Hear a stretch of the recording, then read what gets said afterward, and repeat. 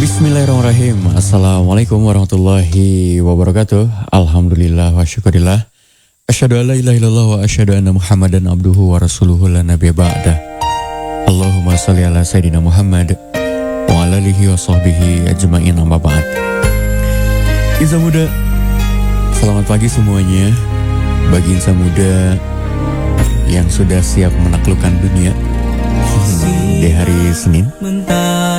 Alhamdulillah di pagi hari ini, di hari Senin ya, kita dipertemukan kembali di radio kesayangan kita, Radio Ardan 105,9 FM Bandung.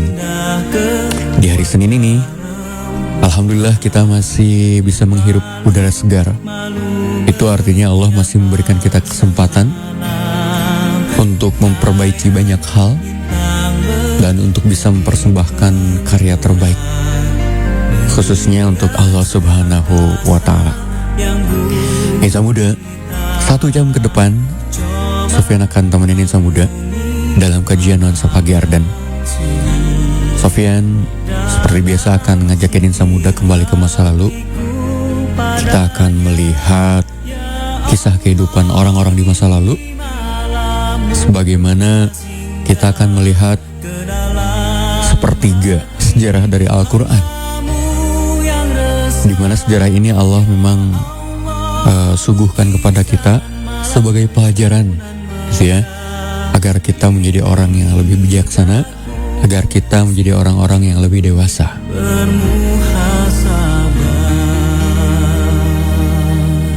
Sebelum kajiannya kita mulai, yuk kita awali dengan membaca basmalah sama-sama. Bismillahirrahmanirrahim. Lalu kemudian Sofyan akan bacakan beberapa ayat Al-Quran.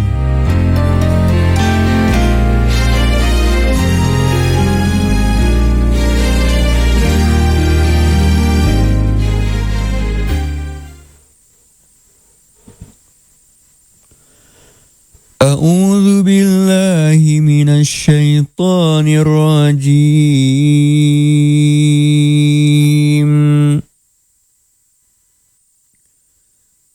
Bismillahirrahmanirrahim.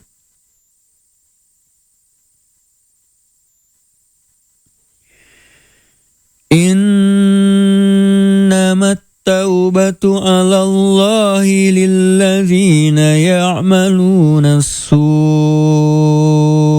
bijahalatin thumma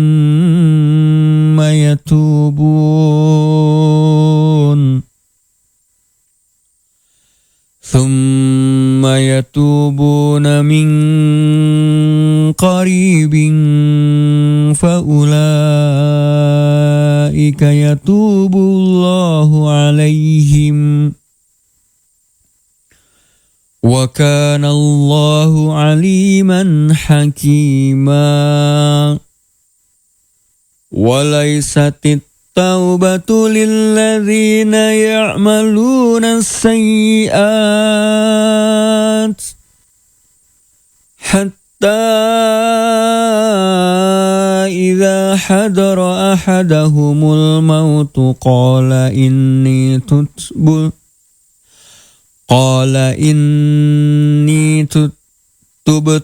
ana walalladzina yamutuna wa hum kuffar ulaika a'tadna lahum azabun alim. Sadaqallahul azim.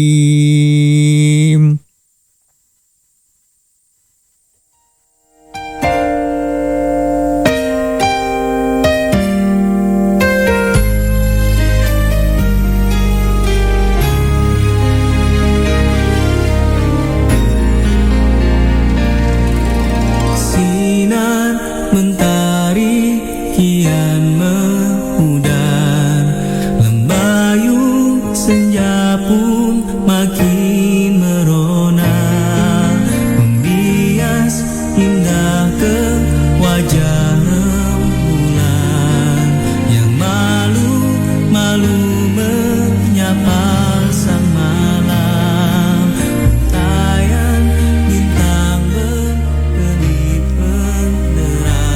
Aku berlindung kepada Allah dari godaan syaitan yang terkutuk dengan menyebut nama Allah yang Maha Pengasih lagi Maha Penyayang. Sesungguhnya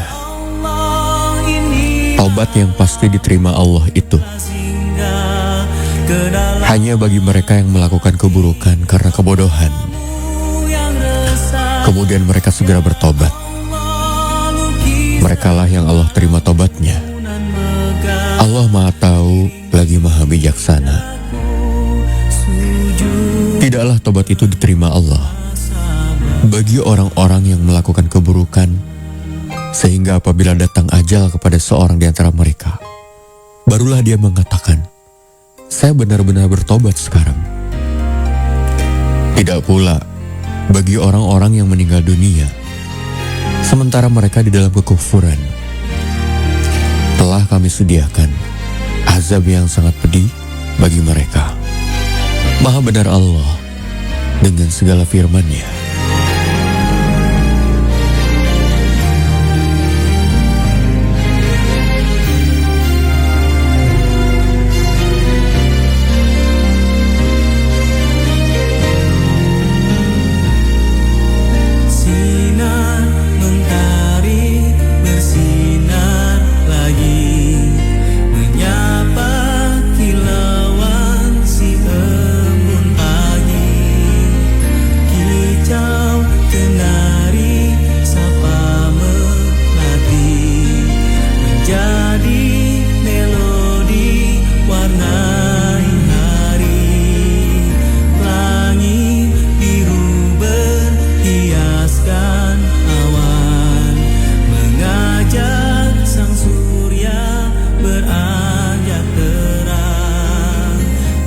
Baik, insan muda yang dirahmati Allah Subhanahu wa Ta'ala, masih bersama Sofian dalam kajian Nuansa Pagi Ardan.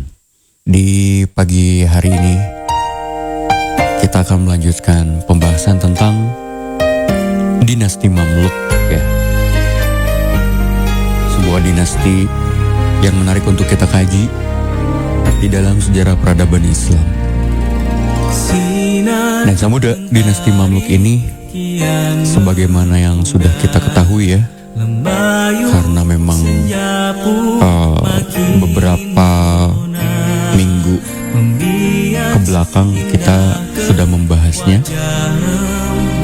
Dinasti Mamluk ini adalah kerajaan Islam yang pernah berkuasa di wilayah Mesir dan juga Syam pada abad pertengahan. Nah, kata Mamluk ini artinya adalah budak, gitu ya. Pada awalnya mereka ini adalah para budak militer. Mereka dibeli sejak kecil, gitu ya, dididik, disekolahkan, lalu kemudian jadilah mereka tentara yang elit. Setelah mereka dewasa, setelah mereka kuat, para Mamluk ini kemudian mengambil alih pemerintahan. Pemerintahan siapa? Pemerintahan dinasti Ayyubiyah. Dinasti Ayyubiyah ini adalah pemerintahan keturunan dari anak-anak Salahuddin Al-Ayyubi, gitu ya. Kapan berkuasanya? Dari tahun 1250 sampai dengan 1517-an.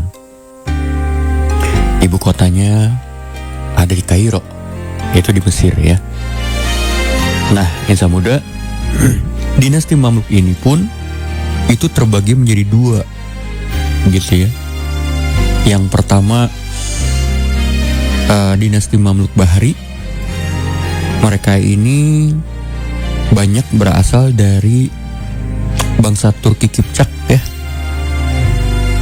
Sultan-sultan yang terkenal memimpin para Mamluk Bahri ini diantaranya Sultan Kutus, terus kemudian Sultan Baybars. Nah, terus kemudian di tahun 1382 lahirlah Mamluk yang baru, yaitu Mamluk Burji namanya. Ya, Burji itu menara. Jadi mereka dibesarkan di dekat menara. Para Mamluk Burji ini, mereka banyak berasal dari bangsa Sirkasia atau Kaukasus gitu ya. Jadi dua Mamluk ini adalah bahasan kita, yaitu Mamluk Bahri dan juga Mamluk Burji gitu ya. Perannya apa sih para Mamluk ini di dalam sejarah Islam? Ya, mereka ini adalah tentara yang kuat. Kenapa kuat? Karena memang sejak kecil sudah dididik jadi tentara spesialis gitu ya. Buktinya apa? Ya buktinya mereka mampu mengalahkan bangsa Mongol di Perang Ain Jalut 1260. Itu pasukan Mongol kalah gitu ya. Ini menjadi menarik karena Mongol ini adalah bangsa yang sebelumnya tidak pernah terkalahkan.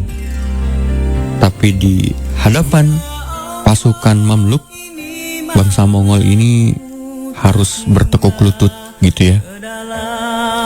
Terus kemudian para Mamluk ini juga mereka tentara yang mampu mengusir para tentara salib yang saat itu sedang menjajah wilayah Syam gitu ya. Lalu kemudian di samping itu juga para Mamluk ini memiliki kemampuan menjadikan Kairo itu pusat keilmuan Islam. Banyak didirikan sekolah saat itu, masjid-masjid didirikan, terus kemudian ulama-ulama besar pun dihasilkan. Ya. Nah,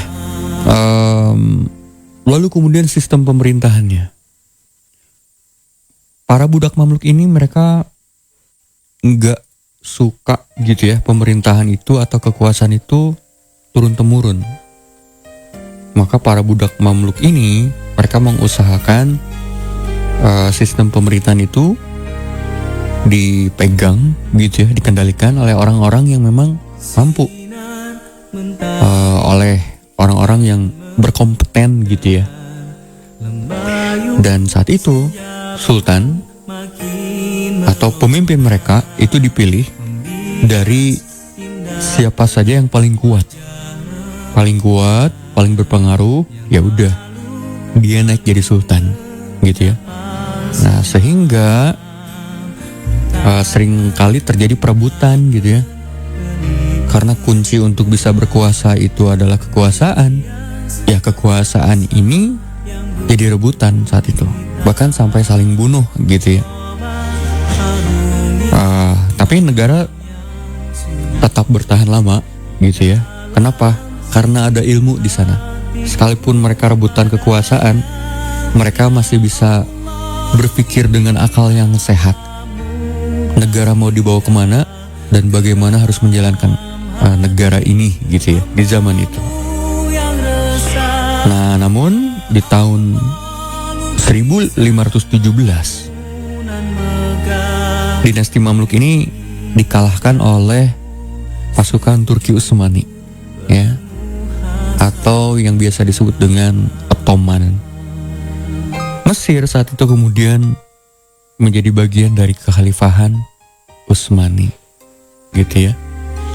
Nah, jadi dinasti Mamluk ini perannya cukup penting juga di dalam sejarah peradaban Islam. Kenapa? Yang pertama, dinasti Mamluk ini dia pernah menyelamatkan dunia Islam dari pembantaian Mongol gitu ya. Terus kemudian dinasti Mamluk ini juga mampu menjadi benteng kaum muslimin saat itu dari perang salib gitu ya. Terus kemudian dinasti Mamluk ini mampu membangun pusat ilmu dan peradaban di wilayah Mesir, sehingga lahirlah sekolah-sekolah, lahirlah masjid-masjid gitu ya, lahirlah ulama-ulama besar. Jadi kenapa Sofyan hadirkan dinasti Mamluk? Karena ini menurut Sofyan penting untuk kita pelajari bagaimana dinasti Mamluk ini bisa bangkit menguasai peradaban. Surya beranjak terang, hangat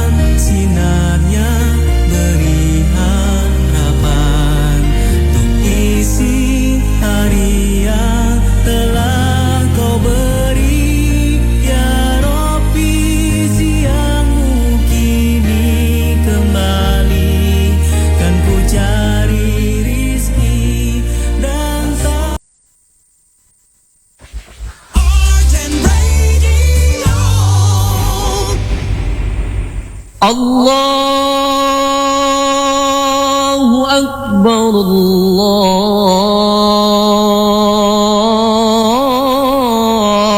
Akbar, Allahu Akbar,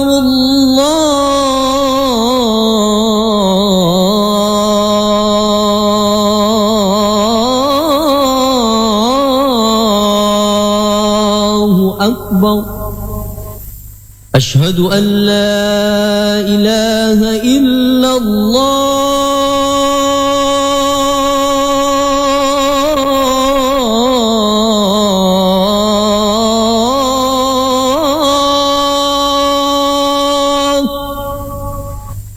Asyhadu an la ilaha illallah.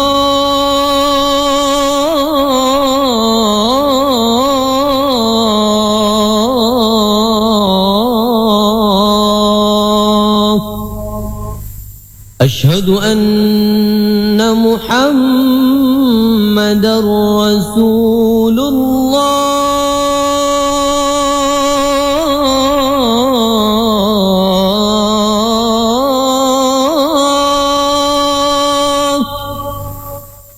Asyhadu anna Muhammadar Rasulullah.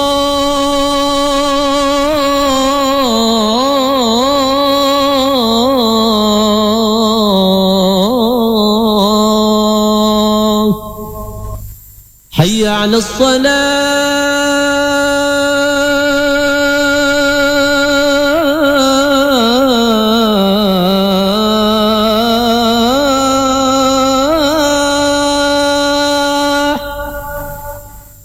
Hayya 'alas salah.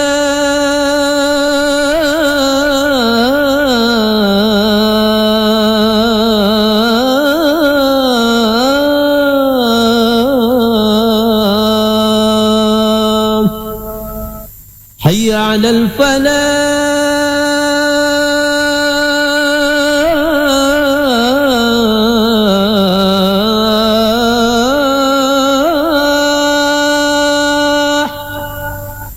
Hayya 'alal falah.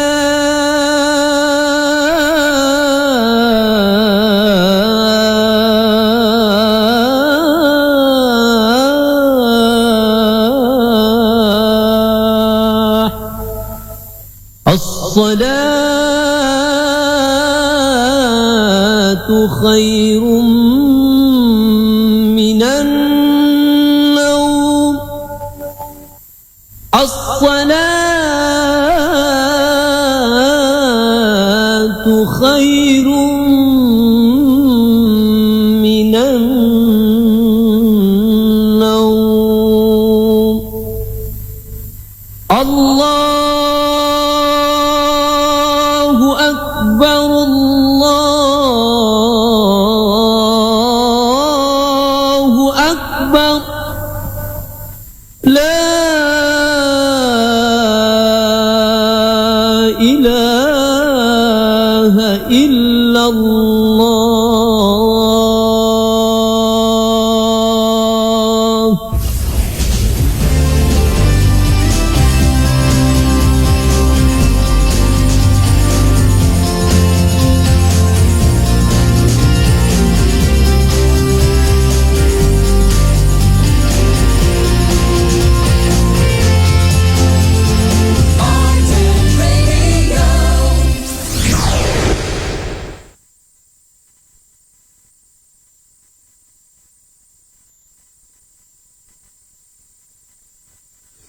اللهم رب هذه الدعوة التامة والصلاة القائمة آت سيدنا محمدا الوسيلة والفضيلة والدرجة العالية الرفيعة وابعثه مقاما محمودا الذي وعدته إنك لا تخلف الميعاد.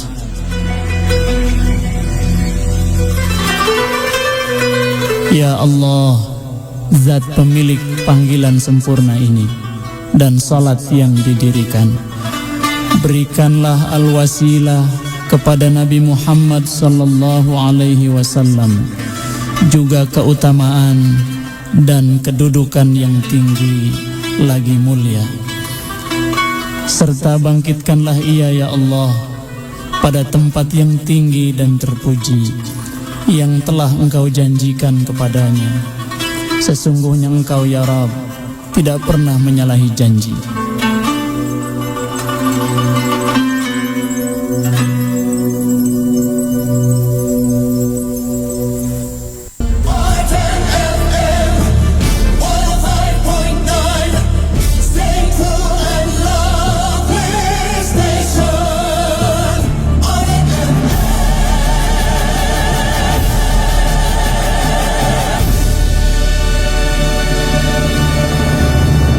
Samudang dirahmati Allah Subhanahu wa Ta'ala. Masih bersama Sofyan dalam kajian Nuansa Pagi Ardan. Di pagi hari ini kita masih melanjutkan tentang sejarah dinasti Mamluk ya. Nah, yang Samuda, kesultanan dari Mamluk Bahri begitu ya. Tadi Sofyan sudah sampaikan Kesultanan Mamluk ini terbagi menjadi dua. Pertama Mamluk Bahri, yang kedua Mamluk Burji gitu ya. Nah, Kesultanan Mamluk Bahri ini dan juga beberapa pemerintahan yang pernah menginduk kepadanya itu mengalami keterpurukan luar biasa gitu ya. Dimulai sejak kapan? Sejak ia meninggalnya sang sultan di tahun 1340 sampai kemudian runtuhlah dinasti Mamluk Bahri ini pada tahun 1382. Nah, pada fase yang berlangsung sekitar 43 tahun ini, roda pemerintahan itu dijalankan oleh 12 sultan, di mana 8 diantaranya dijabat oleh anak-anak sultan. Ya, selama 20 tahun pertama setelah meninggalnya sang sultan An-Nasir Muhammad, dan juga 4 sultan dari cucu-cucu An-Nasir Muhammad gitu ya. Maksudnya bahwa kesultanan saat itu dijabat oleh 2 generasi, yaitu generasi anak dan juga generasi cucu. Dengan kata lain, jika dibuat rata-rata, maka setiap satu sultan itu menjabat sekitar 3,5 tahunan lah. Nah, semua fase ini adalah silsilah mata rantai dari berbagai macam keterpurukan, dari berbagai macam kemerosotan gitu ya. Kenapa? Karena setelah kematian sang sultan An-Nasir Muhammad, tidak ada satupun sultan yang memiliki keahlian. Tidak ada satupun sultan yang memiliki kecakapan untuk mengelola roda pemerintahan, kecuali di bawah perwakilan Atabik ya. Jadi Atabik di zaman itu teh semacam pimpinan tertinggi militer lah ya, dimana kapasitas sang pemimpin ini seakan-akan menjadi simbol keserakahan, simbol kerusakan kerajaan gitu ya. Kenapa? Karena di zaman itu ya para pemimpin militer punya kemampuan untuk mengkondisikan sultan gitu ya. Jadi di zaman itu yang berkuasa itu yang pertama sultan, yang kedua ya para pemimpin militer. Bahkan sang sultan ini bisa dilengsarkan oleh pemimpin militernya sendiri gitu ya. Nah, terus kemudian apabila dikomparasikan gitu ya dengan zaman kemakmuran pada masa pemerintahan Sultan An-Nasir Muhammad, maka fase keterpurukan, fase kemerosotan itu sampai jatuhnya dinasti Mamluk Bahri, paling tidak kekuatan dinasti inilah yang masih dihitung oleh para musuh, khususnya tentara Salib saat itu, sebagai ancaman yang kuat gitu ya. Jadi kaum muslimin masih dipandang kuat saat itu, tidak mudah diruntuhkan. Nah, kemudian terjadilah beberapa kondisi gitu ya, yang gonjang-ganjing yang mengiringi prosesi penobatan sultan untuk menduduki tahta dan juga kemudian pencopotannya. Hal ini menjadi potret yang menggambarkan bahwa kondisi pemerintahan umat Islam saat itu udah mulai goyang, udah mulai melemah gitu ya. Lalu kemudian peristiwa wafatnya sang sultan, yaitu An-Nasir Muhammad, seakan-akan menjadi alarm yang menandakan bahwa masa stabil dinasti Mamluk Bahri itu sudah selesai, sudah berakhir. Apabila para sekutu Sultan An-Nasir Muhammad masih tetap bertahan, bergabung di dalam pemerintahannya selama 43 tahun setelah wafatnya, maka hal tersebut tidak merujuk ke satu figur khusus yang menonjol di antara mereka. Ya, mereka nasibnya jadi gak jelas gitu. Namun hal ini merujuk kepada kekuatan basis sebuah keluarga yang kuat saat itu, namanya keluarga Kolawun, ya, dimana keluarga Kolawun ini mereka adalah sebuah keluarga yang mempunyai pengaruh yang sangat besar, yang mampu mengkondisikan kekuasaan, gitu ya. Dan sebuah catatan pada fase ini, mengapa para sultan yang duduk di singgasana kesultanan tidak mampu memperhatikan urusan dan kebijakan pemerintah. Pertama, pokoknya ya, sultan saat itu kondisinya bisa dipandang sebagai sosok yang lemah gitu, nggak berarti apa-apa gitu ya. Kenapa? Yang pertama karena memang sempat terjadi gitu ya, pengalihan kekuasaan itu kepada anak sang sultan gitu ya. Loh, kenapa ini bertolak belakang dengan idealisme dari pemerintahan Mamluk yang tidak mengizinkan anak keturunan naik tahta? Ada tiga alasan utama yang muda. Yang pertama, saat itu kondisinya sultan wafat mendadak gitu ya. Dan sultan saat meninggal itu belum menunjuk pengganti ya. Sang penggantinya belum dipilih gitu. Terus kemudian para panglima tertinggi itu mereka belum sepakat siapa pengganti berikutnya, siapa orang yang berpengaruh berikutnya. Oleh karena itu, anak dari sang sultan itu diangkat sementara.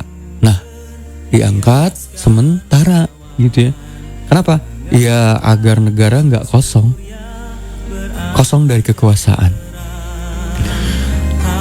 Yang kedua, tadi kan yang pertama itu karena sultan wafat mendadak, maka mau tidak mau anaknya ya terpaksa harus naik untuk menggantikan posisi. Yang kedua, anak sultan ini bisa dijadikan boneka. Kenapa? Karena masih kecil. Karena masih kecil, anak sultan lemah. Nah, maka saat itu yang memegang kekuasaan negara sebetulnya adalah para panglima senior, para amir-amir, begitu ya. Jadi anak sultan ini ya hanya simbol saja. Terus kemudian yang ketiga, saat itu keluarga yang bernama Kolawun itu sangat kuat pengaruhnya. Sultan Kolawun dia membangun jaringan pemerintahan Mamluk yang sangat luas, yang sangat besar. Dan setelah meninggal, para budak Mamluknya ini mereka ingin tetap berkuasa. Sehingga mereka memilih anak-anak keturunan Kolawun agar pemerintahan tetap berada di tangan kekuasaan mereka, begitu ya. Padahal hanya sebuah keluarga, tapi mampu memegang pemerintahan gitu ya, kekuasaan generasi demi generasi gitu ya. Nah, jadi bukan karena hak yang diwariskan, tapi lebih kepada strategi politik gitu ya. Bahwa siapa yang paling kuat, ya maka dialah yang menang gitu. Apakah ini melanggar sistem Mamluk? Ya, memang secara ideologi ini pelanggaran.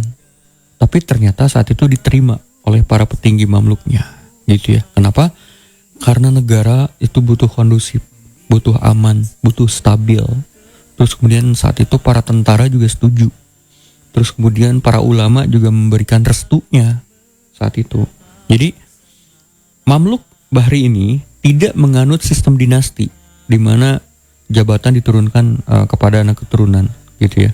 Nah, saat itu anak sultan bisa naik tahta, kenapa? Karena satu, darurat politik. Yang kedua, dijadikan simbol atau boneka doang. Yang ketiga, karena tekanan kelompok atau keluarga dari salah satu keluarga Mamluk itu sangat berpengaruh kuat gitu ya.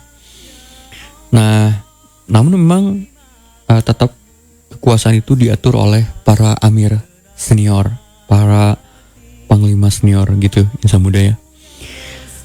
Lalu kemudian insan muda, pada akhirnya sehebat apapun mereka berkuasa, tetap mereka pada akhirnya harus turun jabatan juga.